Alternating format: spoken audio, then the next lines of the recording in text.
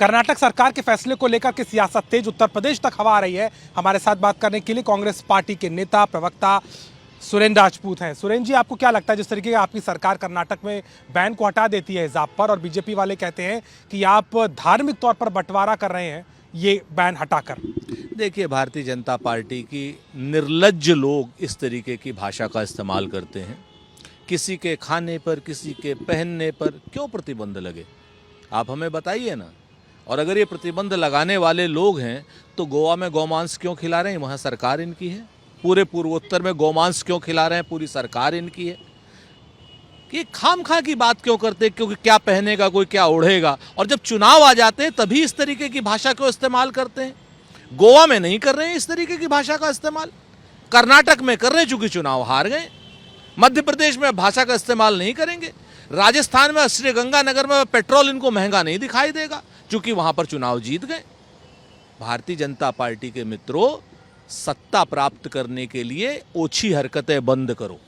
वहाँ के जो प्रदेश अध्यक्ष हैं वो ये कह रहे हैं कि वैचारिक तौर पर देखें, युवाओं को धार्मिक तौर पर बांटने वाला ये फैसला है, क्योंकि कहीं ना कहीं बराबरी होनी चाहिए शैक्षणिक संस्थानों में। हम तो कह रहे हैं ना कि गौमांस पर पूरे देश में प्रतिबंध होना चाहिए, गोवा में क्यों नहीं है। भारतीय जनता पार्टी के वो जो अध्यक्ष हैं कर्नाटक वाले, बताएं जरा, बताएं मिजोरम में प्रेमा खांडू क्यों खाता है, बताएं किरण रिजिजू क्यों खाता है। खाने पर, पहनने पर आप कोई भी प्रतिबंध लगाएंगे ये देश में गलत है।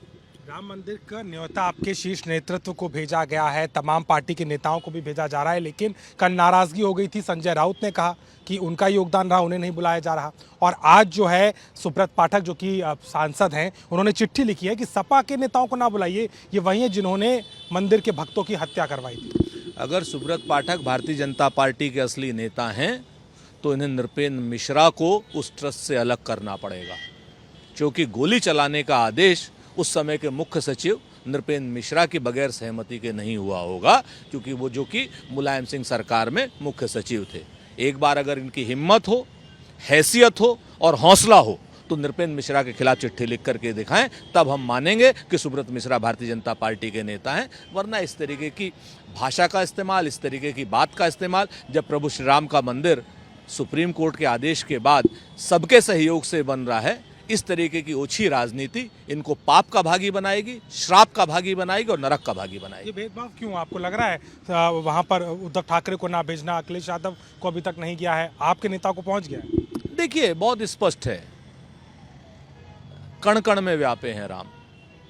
इनके नाम पर किसी भी तरीके का भेदभाव जो करेगा और इनके नाम की राजनीति जो करेगा, वो पाप का भागी बनेगा, श्राप का भागी बनेगा और नरक का भागी बनेगा। राम के नाम पर राजनीति, ये कहना है सुरेंद्र राजपूत का। और सीधे तौर पर देखा जाए तो कर्नाटक की सरकार के फैसले पर भी जो सियासत गर्म हो रही, उसकी हवा उत्तर प्रदेश तक भी आना लाजमी है और उसको लेकर के प्रतिक्रियाएं जोरों पर है। लखनऊ से कैमरामैन रोहित के साथ अभिषेक मिश्रा, आज तक।